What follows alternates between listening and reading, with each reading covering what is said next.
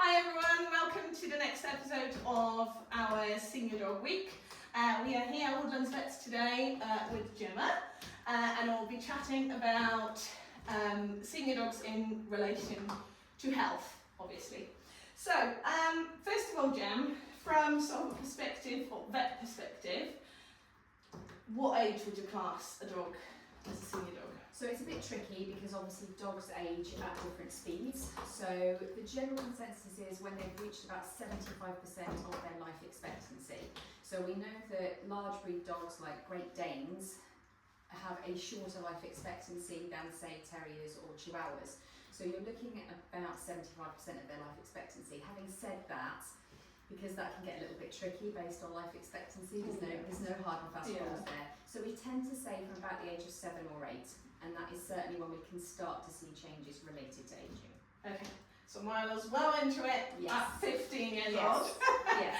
Well into his senior years. Yeah. Perfect. So, what kind of, I suppose, health changes can owners expect to see as their dog ages? So there's things like the obvious ones, so arthritis is quite a common one, but also changes to the eyes, hearts, kidney, diabetes is more prevalent in older pets, and then you've got sort of more subtle changes, so changes to coat and skin, and even cognitive dysfunction, so changes to the brain as they age, so similar to dementia in human beings. Yeah, definitely. Are there any, you already obviously mentioned diabetes, but are there any sort of health conditions more specific to an older dog versus sort of any dog? No, not necessarily. I think very similar to us in humans, organs can start to degenerate slightly. Yeah. So you tend to typically see changes in the heart and the kidneys more commonly. And you would be looking out for changes there with drinking and urination. So if your pet's starts drinking more or using the bathroom more regularly, that would be indications that perhaps the kidneys aren't working quite as well as they should. And when we're thinking about the heart, perhaps when you're watching them sleeping, their respiratory rate, their breathing pattern is much faster than normal, or they're struggling on their exercise, so they seem to be getting, more worn out much quicker than they would do normally. Okay, cool, perfect. Obviously, I guess with any dog, if there's any sudden change of behaviour or what they're doing, that would be a concern. But when would you think, in terms of like, if I had a senior dog and I thought, oh, this is just, those things I'm seeing is just old age, versus like when I'm actually supposed to be worried and take them to a vet? Okay, so this is a really interesting one, and it's one that certainly we hear a lot is kind of like an all-encompassing, oh, well, they're just older. Yeah. And I think because changes with ageing happen quite gradually, it's often quite difficult for owners to pick it up. So sudden things, vomiting or diarrhea or a sudden lump that appears, those are quite easy to pick up. But the slightly more subtle things like increased drinking, it might not be they've gone from drinking half a bowl one day to 3 bowls the next. It could be quite a gradual increase. Thing. So generally speaking, in terms of examining them, from the age of about 7, we'd recommend at least annual checks. Most people coincide that with their annual boosters.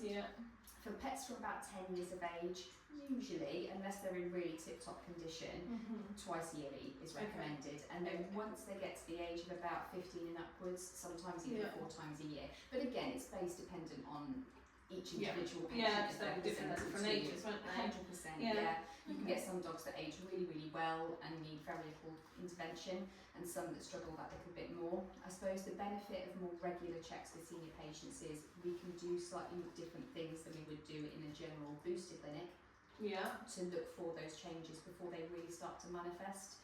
So with things like a blood sample, we could pick up changes to the kidneys in some cases before you start to see those really obvious symptoms of increased drinking and urination. And obviously with anything, the earlier you catch it, the earlier you can implement changes. Now, for some things like kidneys, it can be as simple as changing their diet.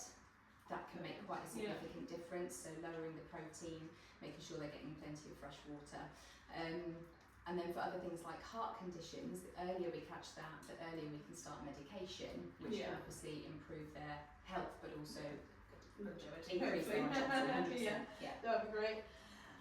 Okay, and would you say that obviously with an older pet, whereas with a younger pet you might think, oh, they don't seem quite themselves, maybe they I don't know, having a dodgy tummy or anything like this, and very often we kind of tend to monitor for a bit longer, I suppose. With an older pet, would you make that decision to take them to a vet faster than you would for the younger pet? And I suppose again, because their reserves aren't quite as strong as a younger animal, changes like vomiting and diarrhoea can lead to dehydration much quicker than in your younger pets. Their energy expenditure to consumption tends to change quite a lot as they get older. So yes, they can be more affected by things like upset tummies much quicker than a normal healthy adult would be. So with a sort of normal healthy adult, you could say vomiting and diarrhoea for 24 hours, as long as they're bright and happy, you can kind of wait and see. But with vomiting and diarrhoea in an older pet, you would be much more concerned about things like dehydration much faster. Okay, lovely. You kind of touched on my next bit in terms of how often they should be going to a vet, so we already chatted about this.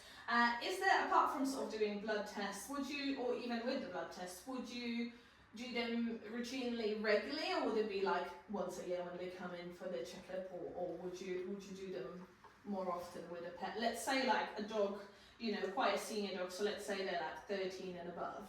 So the vet would be doing sort of full health check at the booster and potentially offering bloods, but I would want to be doing bloods at least once a year in those guys. You don't have to do a full sort of all seen all done blood test, but certainly let's check things like the liver and the kidneys. And a urine test at least twice a year, I would say.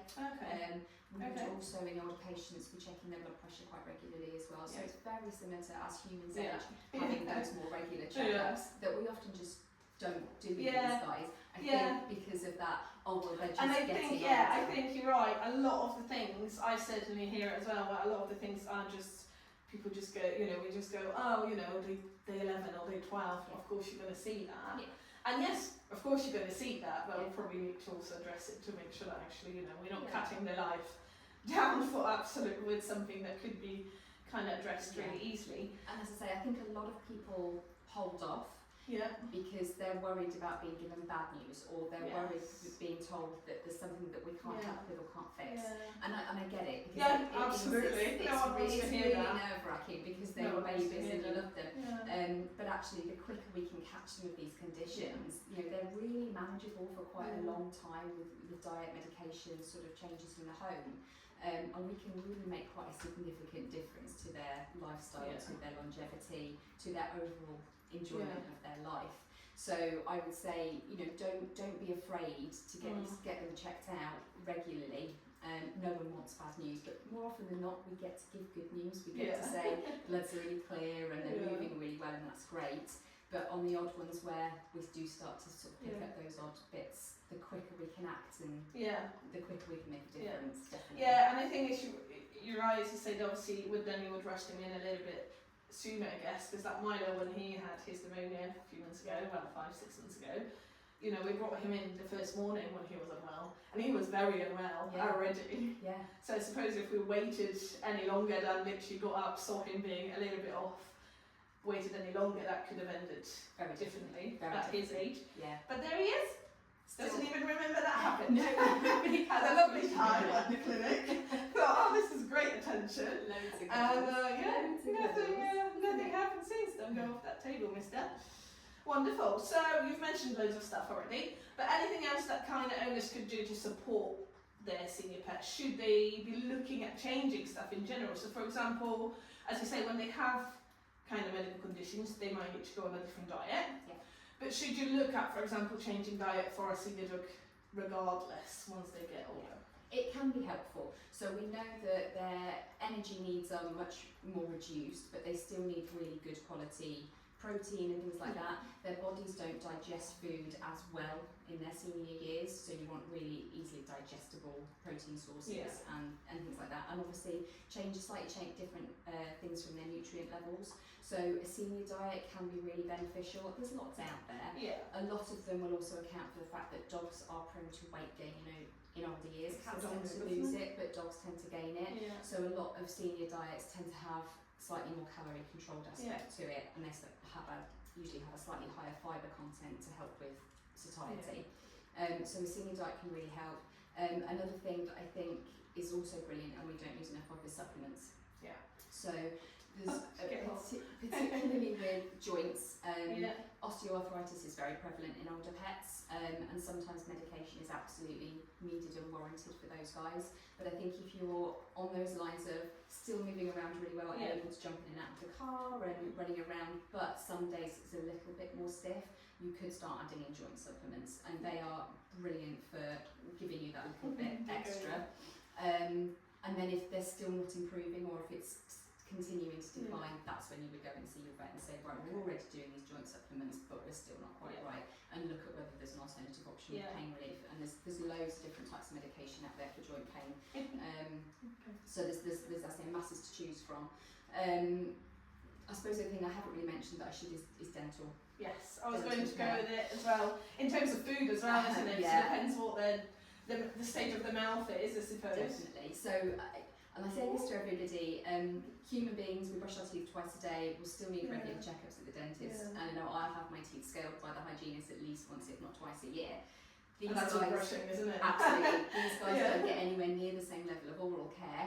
If we've got owners who are super conscientious and are doing it daily, that is the gold standard. You can do no more.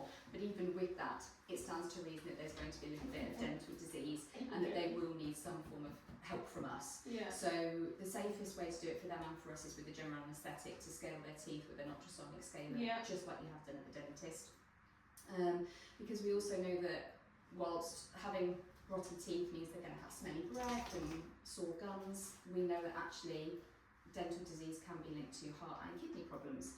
So again, having their mouths in good shape is equally as important for the rest of their body as opposed to just the head end. So there are lots of things you can do. Obviously, brushing daily is the best you can.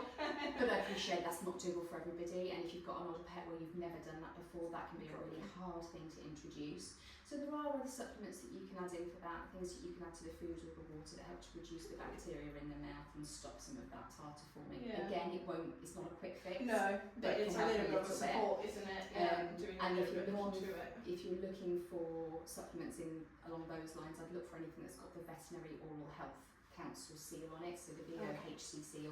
That means that it's actually had some research done on it to see whether it's actually doing anything.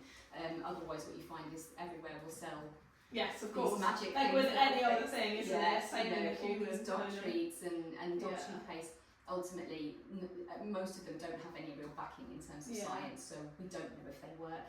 And they're usually quite calorific as well. So if you find something with the VOHC seal, you're at least more guaranteed of having something that we know has a benefit. Okay, wonderful. Milo's like, I finished my dinner. I will now like to go and look for some odd treats out there, please. Good lad. Perfect. Thank you so much. That's loads of good info. I think it is just so important that we, really watch them, really take good care of them, because I think sometimes, as you say, they have many more years in them than we might think they do. Definitely. Provided we're doing those little things for them and the little changes, and they can have a very long and happy life, can't they, Milo? Definitely. He's like, yes, please give me more food. Thanks, guys. See you in the next episode. Bye.